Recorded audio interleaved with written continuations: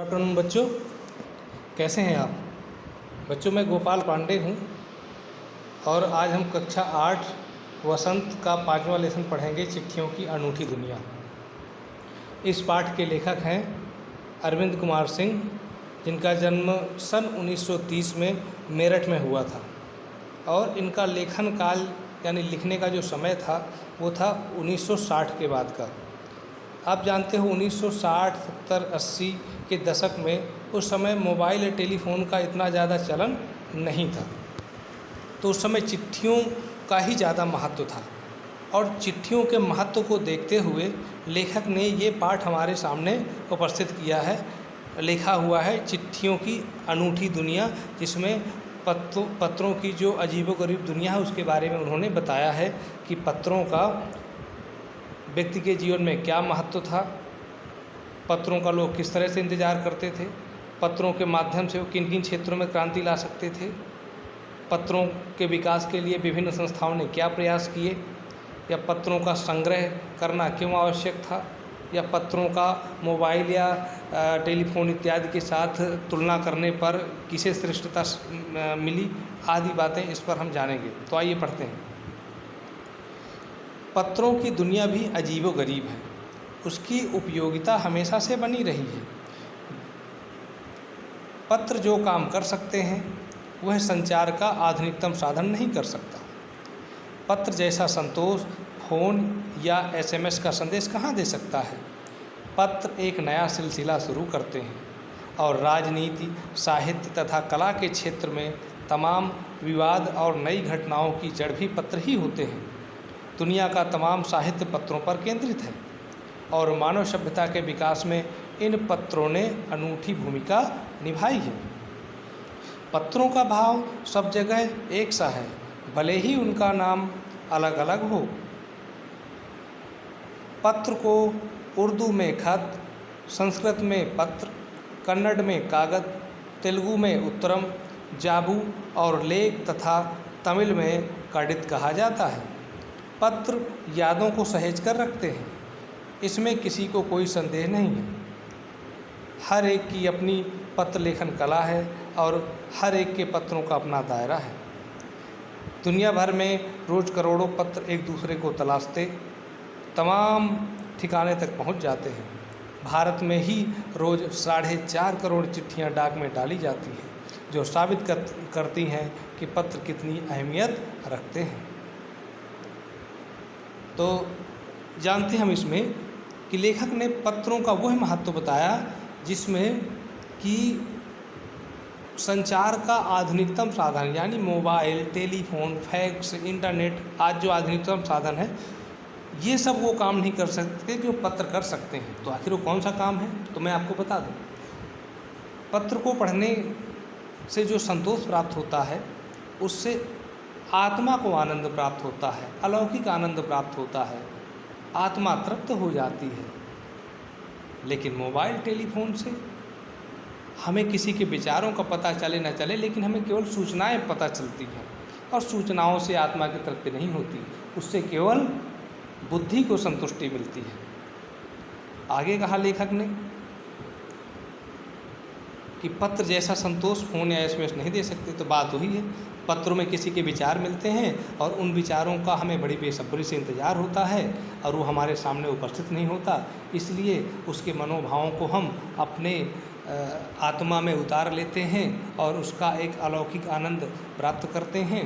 लेकिन एसएमएस क्या है, वो हमको सूचना देता है और सूचना से कभी भी आत्मा को आनंद नहीं मिलता है, केवल बुद्धि को आनंद मिलता है, उससे बुद्धि की संतुष्टि मिलती है। अच्छा, लेखक ने ये भी कहा कि पत्र एक नया सिलसिला शुरू करते हैं राजनीति में, साहित्य में, कला के क्षेत्र में। तो बिल्कुल स्वतंत्रता संग्राम के समय जितने हमारे नेता थे वो सब पत्रों के माध्यम से ही अपने विचार प्रकट करते थे, अपनी योजनाएं बनाते थे, एक दूसरे को संदेश भेजते थे पत्र के माध्यम से।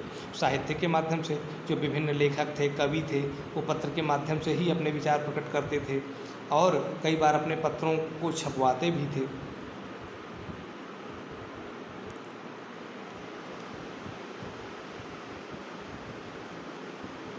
लेखक ने एक जगह ये कहा कि पत्रों की भूमिका सब जगह एक जैसी है, भले ही उनके नाम अलग अलग हों। यानी पत्र सब जगह अलौकिक आनंद प्रदान करते हैं पढ़ने वाले को और लिखने वाले को, लेकिन नाम उनके अलग अलग हैं। जैसे उर्दू में पत्र को क्या कहते हैं? खत कहते हैं। संस्कृत में पत्र कहते हैं, कन्नड़ में कागज, तेलुगु में उत्तरम, तमिल में कडित कहते हैं। अच्छा, जब लेखक ने पाठ लिखा तो उस समय भारत में करीब प्रतिदिन 4.5 करोड़ चिट्ठियाँ डाक में डाली जाती थी। उस समय की चिट्ठियों में और आज की चिट्ठियों में, आज भी चिट्ठियाँ डाली जाती हैं, लेकिन आज की चिट्ठियों में और उस समय की चिट्ठियों में अंतर है। उस समय जो चिट्ठियाँ होती थी ना, तो उस समय की चिट्ठियाँ औपचारिक पत्र न होकर के ज़्यादा अनौपचारिक ज़्यादा होती थी। यानी परिवार वाले एक दूसरे को ज़्यादा लिखते थे। माँ अपने बेटे को लिखती, बेटा अपने पिता को लिखता, बहन बहन को लिखती। लेकिन आज जो चिट्ठियाँ जाती हैं वो अनौपचारिक पत्र कम होते हैं, औपचारिक ज़्यादा होती हैं। यानी कार्यालय के पत्र, व्यावसायिक पत्र, आधिकारिक पत्र वो ज़्यादा होते हैं। चलिए इसकी चर्चा जारी रखेंगे, आगे जानते हैं। पंडित जवाहरलाल नेहरू ने सन 1953 में सही ही कहा था कि हजारों सालों तक संचार का साधन केवल हरकारे यानी रनर्स या फिर तेज घोड़े रहे हैं। उसके बाद पहिए आए, पर रेलवे और तार से भारी बदलाव आया। तार ने रेलों से भी तेज गति से संवाद पहुंचाने का सिलसिला शुरू किया। अब टेलीफोन, वायरलेस और आगे रेडार दुनिया बदल रहा है। अच्छा, सबसे पहले संचार का साधन क्या था, यानी सूचना पहुंचाने का साधन क्या था? बिल्कुल रनर्स थे, यानी दौड़ करके एक जगह से दूसरी का संदेश देने वाले या पत्र भेजने वाले। उसके बाद फिर घोड़े आए, उसके बाद फिर रेलवे के माध्यम से पत्र भेजे जाने लगे, और फिर तो तार आ गया। तार का मतलब ये होता है फैक्स। आपने यहाँ पे कोई फैक्स किया, एक क्षण में पत्र लिखा, दूसरे क्षण वो जहाँ आप चाहते हैं, जितनी दूर चाहते हैं वहाँ पहुँच गया। तो तार से तो भारी क्रांति आ गई सूचना में। रेलों से भी तेज गति से संवाद पहुँचने लगा। और अब की तो दुनिया ही कुछ और है, आप जानते हैं। इंटरनेट है, मोबाइल है। आगे जानते हैं। पिछली शताब्दी में पत्र लेखन ने एक कला का रूप ले लिया था। डाक व्यवस्था के सुधार के साथ पत्रों को सही दिशा के लिए विशेष प्रयास किए गए। पत्र संस्कृति विकसित करने के लिए स्कूली पाठ्यक्रमों में पत्र लेखन का विषय भी शामिल किया गया। भारत ही नहीं, दुनिया के कई देशों में ये प्रयास चले और विश्व डाक संघ ने अपनी ओर से भी काफ़ी प्रयास किए। विश्व डाक संघ की ओर से 16 वर्ष से कम आयु वर्ग के बच्चों के लिए पत्र लेखन प्रतियोगिताएं आयोजित करने का सिलसिला सन 1972 से शुरू किया गया। यह सही है कि खास तौर पर बड़े शहरों और महानगरों में संचार साधनों के तेज विकास तथा अन्य कारणों से पत्रों की आवाजाही प्रभावित हुई, पर देहाती दुनिया आज भी चिट्ठियों से चल रही है। फैक्स, ईमेल, टेलीफोन तथा मोबाइल ने चिट्ठियों की तेज़ी को रोका है, पर व्यापारिक डाक की संख्या लगातार बढ़ रही है। तो आइए जानते हैं, जब सबको ये ज्ञात हो गया कि पत्र की आवश्यकता बढ़ रही है, पत्र लेखन की कला का विकास होना चाहिए, तो दुनिया भर के देशों ने अपने स्कूली पाठ्यक्रमों में पत्र लेखन को विषय के रूप में शामिल कर लिया। आपके साथ भी शामिल है। आप जानते हैं कि हम आपको औपचारिक पत्र और अनौपचारिक पत्र लिखने की कला बताते रहते हैं, और परीक्षाओं में भी पत्र लेखन पूछा जाता है। और विश्व डाक संघ ने भी एक प्रयास किया था। वो प्रयास क्या था कि सन 1972 में 16 वर्ष से कम आयु वर्ग के बच्चों के लिए पत्र लेखन प्रतियोगिताओं का आयोजन किया जाने लगा, जिससे लोगों के अंदर पत्र लेखन की कला का विकास हुआ। लेखक ने ये जब पाठ लिखा था, ये निबंध लिखा था, उस समय शहरों में तो पत्रों का प्रभाव कम हो गया था, लेकिन देहातों में, गाँव में, जहाँ पर संचार के साधन कोई और नहीं थे, पत्रों का बड़ा महत्व था। और आज तो वो बात नहीं रही है। आज चाहे शहर हो या देहात हो, पत्रों का कोई खास महत्व नहीं रहा है। उसका स्थान ले लिया है मोबाइल ने, टेलीफोन ने, ईमेल ने, फैक्स ने। बहरहाल पत्रों का अपना महत्व तब भी था और आज भी है, ये तुलना हम आगे करेंगे। आगे आते हैं।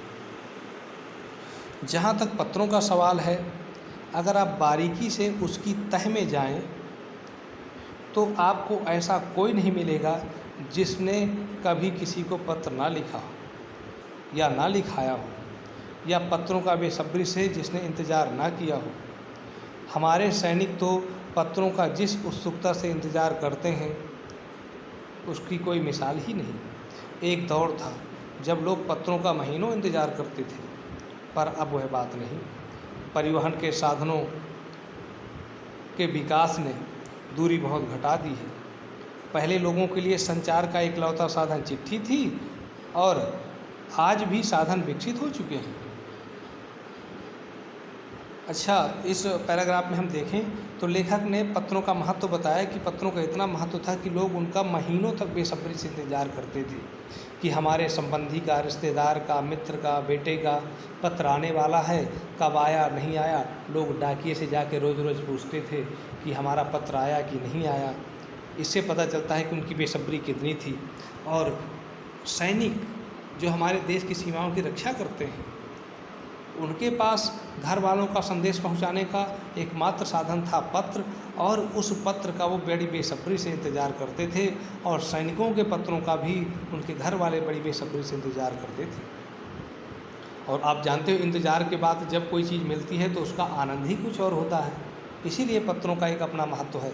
और मोबाइल में इंतज़ार करना नहीं है, आपने तुरंत फ़ोन लगा लिया, हालचाल ले लिया, तो आनंद आपको आया ही नहीं, क्योंकि उसमें इंतज़ार है ही नहीं। एक जगह लिखा है, परिवहन के साधनों ने विकास की दूरी घटा दी। परिवहन के साधनों के विकास ने दूरी घटा दी। तो दूरी घटाने का मतलब दो शहरों के बीच की दूरी नहीं घट गई, बल्कि दो शहरों के बीच में यात्रा करने के दौरान लगने वाले समय कम हो गया। पहले लोग पैदल जाते रहे होंगे, घोड़े से जाते रहे होंगे, अब लोग ट्रेन से जाते हैं, हवाई जहाज़ से जाते हैं, इसलिए उनका समय कम नहीं लगने लगा। और जब समय कम लगता है तो मोटे तौर पे कह दिया गया कि इन दोनों के शहरों के बीच की दूरी घट गई। बहरहाल आगे जानते हैं। आज देश में ऐसे लोगों की कमी नहीं है जो अपने पुरखों की चिट्ठियों को सहेज और संजोकर विरासत के रूप में रखे हुए हैं, या फिर बड़े बड़े लेखक, पत्रकारों, उद्यमी, कवि, प्रशासक, सन्यासी या किसान, जिनके पत्र रचनाएँ अपने आप में अनुसंधान का विषय हैं। अगर आज जैसे संचार साधन होते, उस समय की बात है, अगर आज जैसे संचार साधन होते तो पंडित नेहरू अपनी पुत्री इंदिरा को फ़ोन करते, पर तब पिता के पत्र पुत्री के नाम नहीं लिखे जाते, जो देश के करोड़ों लोगों को प्रेरणा देते हैं।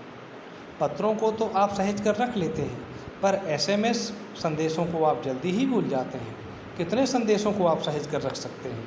तमाम महान हस्तियों की तो सबसे बड़ी यादगार या धरोहर उनके द्वारा लिखे गए पत्र ही हैं। भारत में इस श्रेणी में राष्ट्रपिता महात्मा गांधी को सबसे आगे रखा जा सकता है। दुनिया के तमाम संग्रहालय जानी मानी हस्तियों के पत्रों का अनूठा संकलन है। तमाम पत्र देश, काल और समाज को जानने समझने का असली पैमाना है। भारत में आज़ादी के पहले महासंग्राम के दिनों में जो कुछ अंग्रेज अफसरों ने अपने परिवारजनों को पत्र में लिखे, वे आगे चलकर बहुत महत्व की पुस्तक तक बन गए। इन पत्रों ने साबित किया कि यह संग्राम कितनी मजबूती लिए हुए था। आइए इस पैराग्राफ को और अच्छे से समझते हैं। लेखक ने कहा कि आज हमारे देश में ऐसे लोग बहुत हैं जिन्होंने चिट्ठियों को सहेज करके, संवार करके रखा है, यानी उनको प्रकाशित करवाया, पुस्तकों के रूप में रखा, ताकि उन चिट्ठियों को पढ़ करके आगे आने वाले लोगों का मार्गदर्शन किया जा सके। और वो चिट्ठियाँ किन की थीं? उन चिट्ठियों लेखकों की थी, जैसे पंडित जवाहरलाल नेहरू, ऐसे लेखक। पत्रकारों की थी, उद्यमी आप जानते हो, उद्योगपति, कवि, प्रशासक, सन्यासी, इन सब ने अपने अपने विषय से संबंधित, अपने अपने क्षेत्रों से संबंधित अपने अनुभवों को पत्रों के माध्यम से एक दूसरे से साझा किया और उनके विचार हमें उन पत्रों के माध्यम से आज जानने को मिल रहे हैं। अच्छा, लेखक ने ये बात भी कही कि अगर आज जैसे मोबाइल और टेलीफोन है ना, तो अगर उस समय होते तो पंडित नेहरू के पत्र हमें देखने को नहीं मिलते और हमें नहीं पता चलता कि पंडित नेहरू का इस दुनिया के बारे में क्या विचार था, अपनी पुत्री से वो कैसी बातें करते थे, इस दुनिया को समझने के लिए अपनी पुत्री का नज़रिया कैसे विकसित करते थे, इंदिरा जी का। ये शायद हमको देखने को नहीं मिलता, पढ़ने को नहीं मिलता। अच्छा, एक जगह ये भी लिखा है कि पत्रों को तो सहेज कर रख लिया जाता है, लेकिन एसएमएस को नहीं रखा जा सकता। बिल्कुल सही है। जैसे पंडित जवाहरलाल नेहरू के पत्र सहेज कर रखे गए हैं और हमारे पाठ्यक्रम में, सिलेबस में रखा गया है, पिछले साल आपने पढ़ा होगा, लेकिन एसएमएस को नहीं रख सकते हैं। एसएमएस क्या है कि कुछ समय बाद डिलीट हो जाते हैं, उनको प्रकाशित भी नहीं करवाया जा सकता क्योंकि उनकी भाषा प्रकाशित करने योग्य नहीं होती है और उसमें विचार कम लिखे जाते हैं, संदेश ज़्यादा लिखे जाते हैं, सूचनाएं ज़्यादा लिखी जाती हैं। तो सूचनाओं को संग्रह करने की आवश्यकता नहीं होती, आवश्यकता तो होती है विचारों को संग्रह करने की। तो आप इस तरह से कह सकते हैं कि पत्रों को हम इसलिए संग्रह कर सकते हैं कि उन्हें संग्रह करना, प्रकाशित करवाना आसान है, उनकी भाषा भी बहुत आकर्षक होती है, उनका भविष्य के जीवन में अपना एक महत्व होता है। लेकिन एसएमएस को हम ऐसा नहीं कर सकते क्योंकि उनकी भाषा भी उतनी अच्छी नहीं होती है, जल्दी डिलीट भी हो जाते हैं और विचार प्रधान नहीं होती भाषा एसएमएस की, वो सूचना प्रधान होती है। तो मोटे तौर पे आप कह सकते हैं पत्रों की भाषा विचार प्रधान होती है और एसएमएस की जो भाषा होती है वो सूचना प्रधान होती है।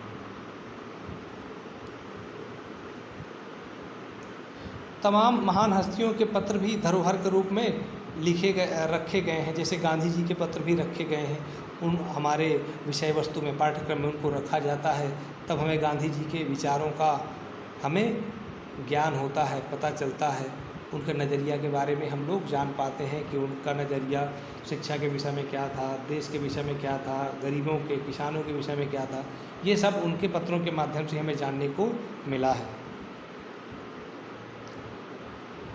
और संग्रहालय भी हैं। संग्रहालय आप जानते हो ना, जो म्यूजियम होते हैं, वहाँ पर भी दुनिया भर के जानी मानी हस्तियों के पत्रों का संकलन किया जाता है। और पत्रों से हम क्या जान सकते हैं? पत्रों से हम जान सकते हैं कि अगर मान लीजिए हमको सन 1948 या 1947 का गांधी जी का पत्र मिल जाए तो हम जान सकेंगे कि उस समय देश की स्थिति क्या थी, उस समय का समाज कैसा था, उस समय के लोगों के विचार कैसे थे, उस समय लोगों का खान पान कैसा था। ये सब जानने समझने का भी एक बड़ा अच्छा साधन होते हैं पत्र। अच्छा, जब भारत में सन 1857 में प्रथम स्वतंत्रता संग्राम हुआ था तो उस समय भी अंग्रेज़ अधिकारियों ने अपने संबंधियों को, रिश्तेदारों को जो पत्र लिखे थे, तो उन पत्रों के अध्ययन करने से पता चलता है कि उस समय हमारे देश के स्वतंत्रता संग्राम सेनानियों में कितना अदम्य साहस था, कितना बलिदान की भावना थी, कितनी त्याग की भावना थी, किस तरीके से वो अंग्रेजी सरकार को लोहे के चने चबवा रहे थे, कितना उनसे संघर्ष करवा रहे थे। आदि बातें हमको अंग्रेज़ अफसरों के पत्रों से पता चलता है और ये पता चलता है कि वो हमारा जो संग्राम था कितना सशक्त था। इस तरह की बहुत सारी बातें हमें पत्रों के माध्यम से पता चलती हैं। इस पाठ को आज मैं यहीं तक बताऊंगा, शेष हम अगले वीडियो में जानेंगे। लेकिन इस वीडियो को समाप्त करें उससे पहले मैं कुछ आपको गृह कार्य देता हूं, तो वो करके आप ज़रूर मुझे भेजें।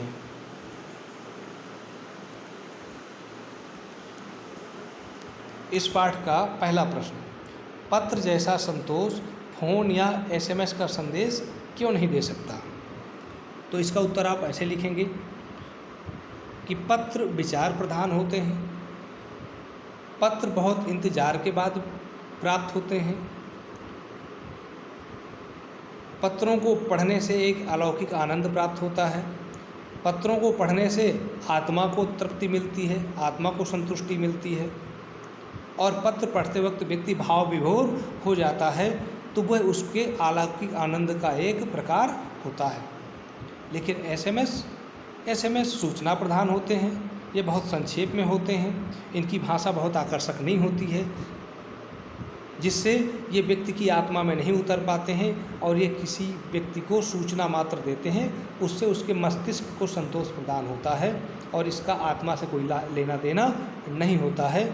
इसीलिए हम कह सकते हैं कि जो हमें आत्मिक सुख प्रदान करेगा उसी से हमको संतोष प्राप्त होगा। इसीलिए पत्र जैसा संतोष फ़ोन या एसएमएस नहीं दे सकते हैं। तो संक्षेप में हम कह सकते हैं पत्र हमारी आत्मा को संतुष्ट करते हैं, इसलिए संतोष प्राप्त होता है, और ये एसएमएस हमारी बुद्धि को संतुष्टि प्रदान करते हैं, इसलिए इसमें संतोष जैसी कोई बात नहीं होती है।